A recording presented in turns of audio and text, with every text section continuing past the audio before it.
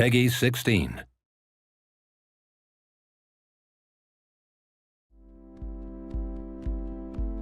I believe video games are the future of storytelling. And I think this is just a prehistory of video games. We're just pioneers. This industry is just learning to walk on its feet right now. And that's what inspires me. It's being part of that incredible movement.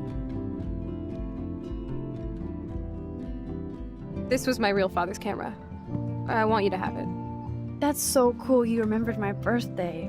But I can't take this. Of course you can. My dad would be pissed if I never used it, and now I know it'll be used awesomely. And I'll snag this picture as a symbol of our reunion. Cool? Since the beginning, we knew that we wanted to have some licensed titles. This is really something important for us because of the mood of the game and the nostalgic feeling we wanted to have. As we're a French company, we wanted to work with a French artist. A song, I think sometimes more than a score, give really something unique to a scene. We managed to have a blend between licensing tracks that we bought and original scoring made by Jonathan Morali. We knew that he has made some soundtracks for movies, but he has never done any video games before. We use also 2 tracks from Cinemator's band, and of course we wanted to have also other tracks from other artists, because following the same idea that for each episode you will have new songs, but for episode 1 we will have a song from Gonzalez. We are very proud to have a song from Gonzalez. You play Gonzalez in the EP, and when you go back playing your guitar, Max will play the same thing as Gonzalez with her own guitar.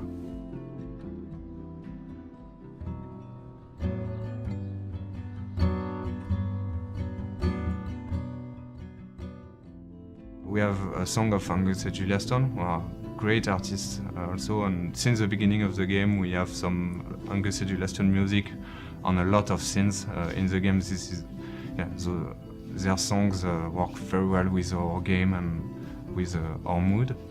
And also when Chloe is putting some music in her room, she will put a Sparkle Horse title, the great title with PG Harvey singing on this one. And we can use also the music to describe something more about the characters by their choices. For example, the music that Chloe we are going to listen is not the same as the one of Max. For this game, we knew that we wanted to deal with more intimate feelings, some nostalgic aspect. For us, Life is Strange is more like an indie movie sort of vibe, like compared to a blockbuster, it's more like a Sundance movie. So we thought that going for a realistic rendering wouldn't work this well for this project, because we really wanted to have this slow-paced and intimate feeling with the game, and we thought that having this hand-painting feeling would really allow the player, the viewer, to put some of their own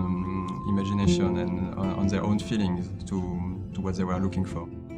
At the very beginning, the scene is completely blank, and piece after piece we create the environment. Usually we start with walls and we have details, and I like to put some small stuff like that. To put a small detail, just like it was your room, to add some story in it. We started to brainstorm a bit to what kind of story, what kind of setting would be the best for this kind of experience. So we thought that to play a teenager could be really interesting, because this is a period of your life when your choices will matter the most and define who you will be as an adult. We knew that we wanted to have this nostalgic feeling, and that's why we decided to go for this story, this coming-of-age tale of an American teenager in a small city in the Pacific Northwest. For everything in the game, we did a ton of photographs or getting references. We are looking on Google Street View and a lot of pictures to be really sure that we are right with the detail. It was very interesting to have this artistic style.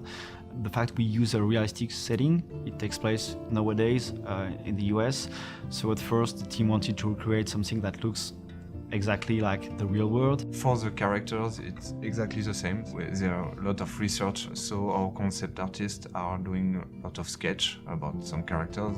We have all imagined those characters. When we read the script, we imagine them all in our own way, so it's not always the same, but we try to be sure that the player will feel them the way we want them to feel those characters. When you're looking at an overly realistic picture, there is no room for imagination at all. You just see everything in a crude light.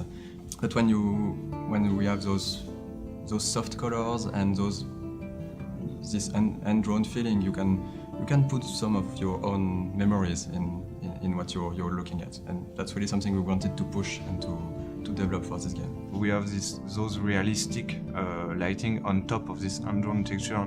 I think light is almost an actor itself in the game. In Sundance movies, there is this will to frame against the light or to have those lights coming in the picture, and that's something we really wanted to portray in the game, to use the light to be part of the picture and just not be something that just would be lighting the characters. That's also some new technology we developed for Life is Strange, to have those light leaks bleeding over the picture. Some of the parts of the game are taking place in the magic hour, because this is really this kind of lighting and feeling that really brings this warmth and soft feeling, and I think it was great for telling this our story of Max and Chloe.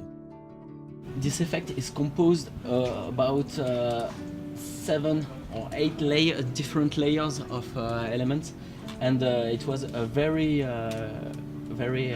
big challenge to make it work. The effect is one of my largest effects, not most complex, but largest effects I've ever done.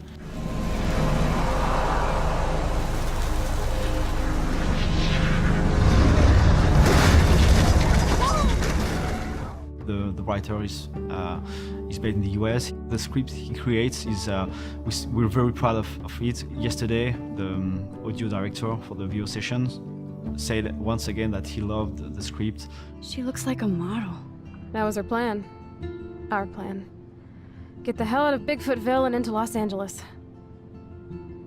What about your mom? What did Joyce think about all this? In a game with such a heavy narratively driven game, voice acting is really, really important, and we really wanted the voice actors to be American, and so we looked for a different studio, and we decided to went for a studio located in Los Angeles, working with American actors.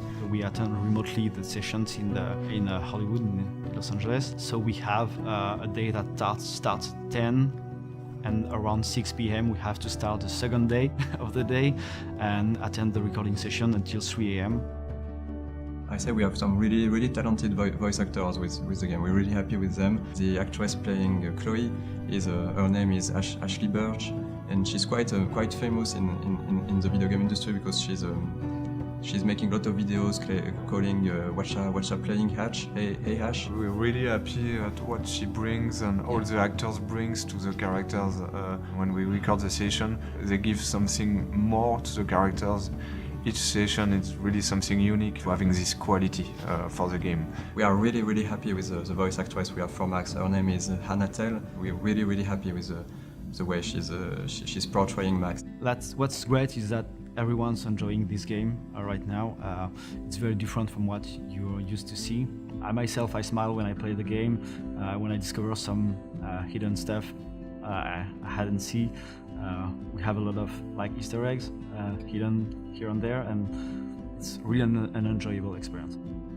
We've now basically gathered an extremely talented pool of producers, animators, game designers, level designers, concept artists, sound designers. Everywhere in this building you'll see extremely talented people.